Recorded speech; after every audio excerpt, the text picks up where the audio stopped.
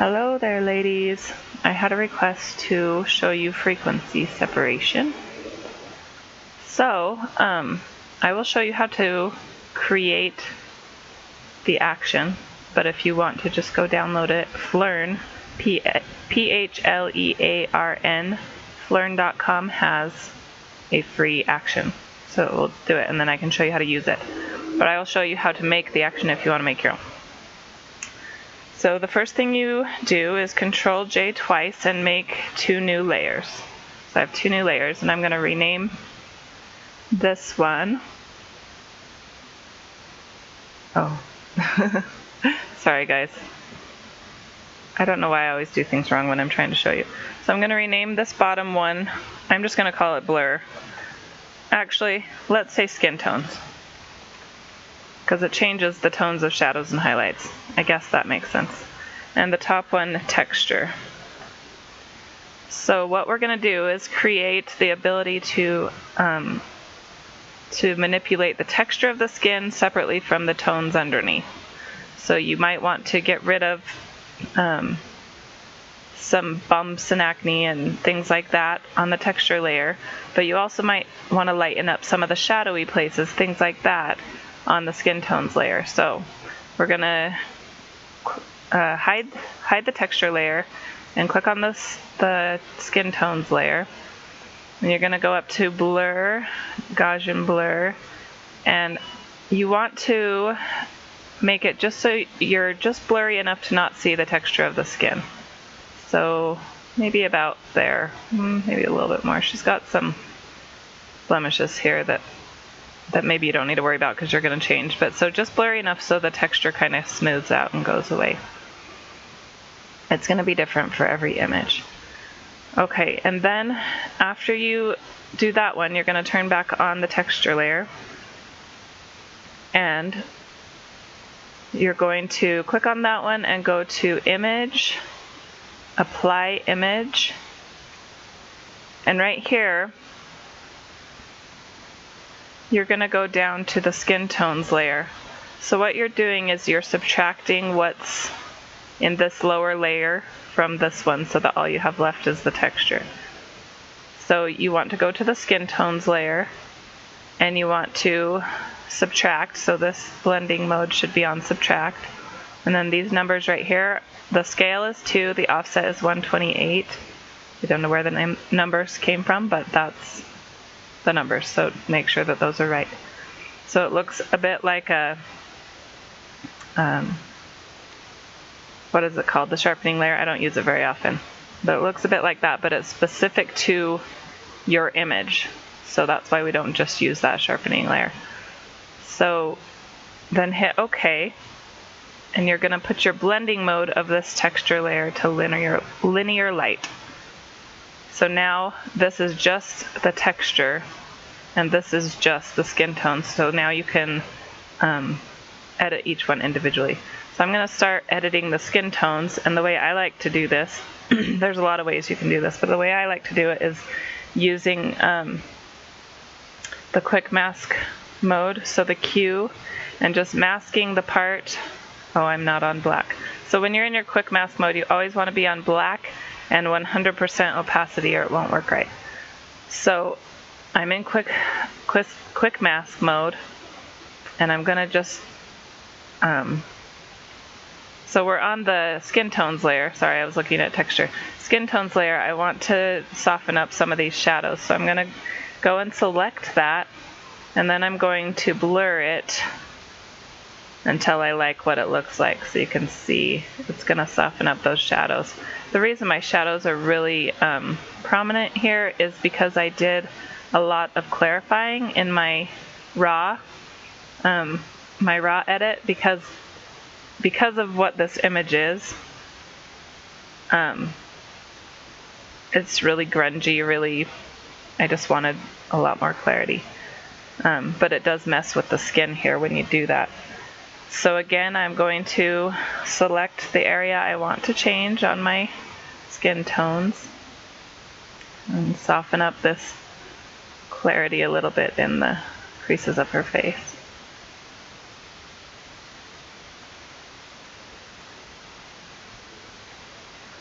So you can go clear up, which obviously you probably don't want to do. But you just have to find your happy place. So just mess with it till it looks good. It's a little bit much. I think we'll go around 8. I'm just going to put 8 in there. So that's softening that up. She has a little bit of a, whoops, some blemish right there in the coloring. So we're looking at coloring, shadows, and highlights on this layer. I'm just going to blur out a little bit of that. That's a little bit much for right there. And you can preview it here. You can look at the difference. It's just subtle.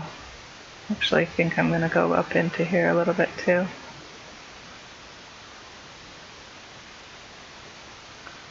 You can probably make your blur into an action here, but I haven't, so I don't use this a lot. She's got some uneven skin tones down here on her chin under the blemishes. We'll mess with those too.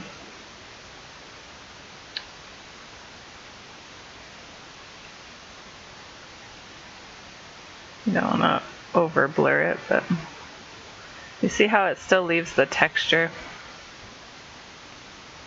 You still have the texture. That's probably a little bit much. I'm going to go back and do that one.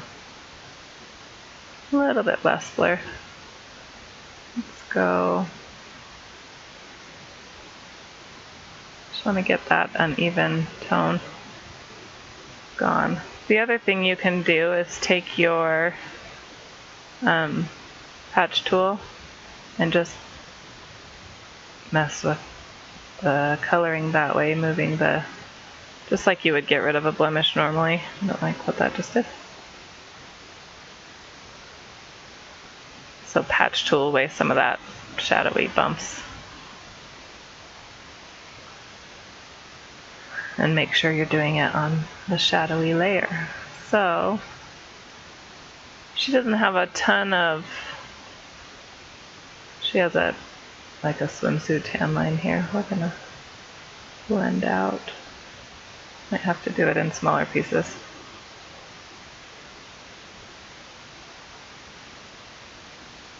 There's a lot of ways you can do that, but that's an easy one. So that's gone. Okay. I feel like this right here is a little too dark.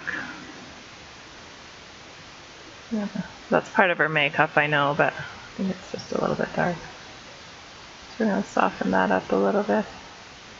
Not so harsh. Okay, so overall now her skin tones are pretty even. I might, sometimes the under eyes can, this can be a good place to do under eyes, but you have to be careful not to get her makeup because it will mess with it a little bit.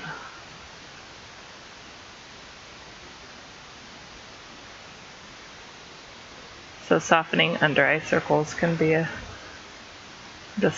good way to do that. I'm going to actually show you one more way that I do it a lot because I don't use frequency separation a lot and it helps. So that looks awesome. You can do it that way. Or you can use your patch tool on a regular layer. So I'm going to hide these other ones real quick.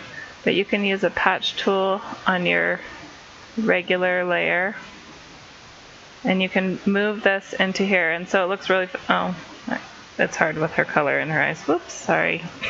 Pushing all sorts of funny buttons. Okay.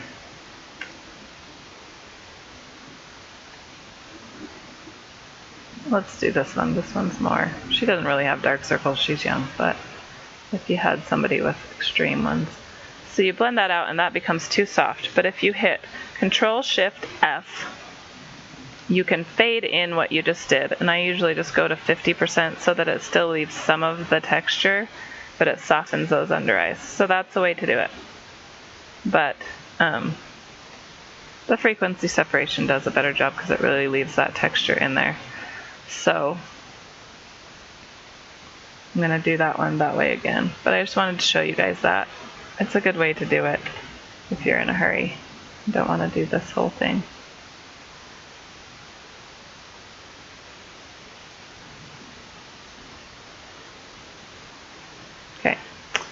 So I think all of her tones are looking pretty good.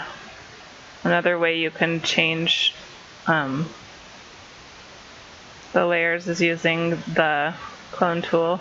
So I feel like this is really a dark piece of skin right here, so I'm going to grab a lighter piece of skin and just, sorry, not full opacity, at like 20%, just color it over until it looks right. Same with her inner eye right here. It's really gray, so I'm going to grab something that's really colorful at 20% and just give it some color back in there. So there's a lot of ways to do things. Okay, so we're done with this. No, we're not. I keep seeing stuff, guys. Sorry. So we're going to go back to our quick select. I don't like this harsh shadow under her nose. So let's see if this does it. If not, I might patch it. Oh, that does a pretty good job, actually. Probably go down to 8. So just softens that shadow. So if you want to see the before and after of just that little shadow, it just softens it up. Okay, now we're going to move on to texture. And she has some lots of bumps and stuff going on. So what you can do is you can use your patch tool and just go on each one, or you can use your clone tool on the texture layer and find some smooth skin and just clone it. We want to be at 100% now, so clone it over, because on the texture you're not going to mess with the color. We're just messing with the texture, so clone it over, soften out that texture. I actually think I want to go 50% on it because you want some skin texture left, because this over here is really soft because it's blurred out. So let's just soften the bumps on her face, and we might patch tool a couple of them out. So that's softer there. The other place she had some texture was down here on her chin. We can just patch tool them out. You can use your healing brush however you like to do that.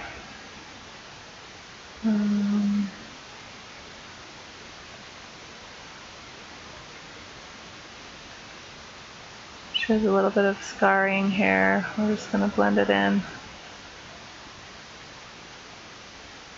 A couple of these things are color tones too that you might want to go back and mess with, like this one was acne, so the color's still there.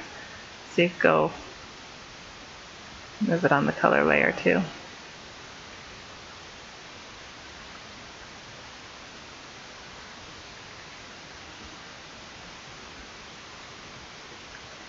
I'm going to leave the texture on that one, but I'm going to take the color and blend it. See, the texture's still there. Okay, I'm going to flatten, and I'm going to take this piece of hair out because it's bugging me. Okay, so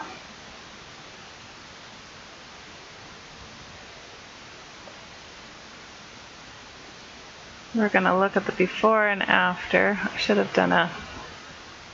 Anyway, here's my total before and after because I didn't do a snapshot of where we started. But here's the total before. I did some color change and clarity and stuff. And the after.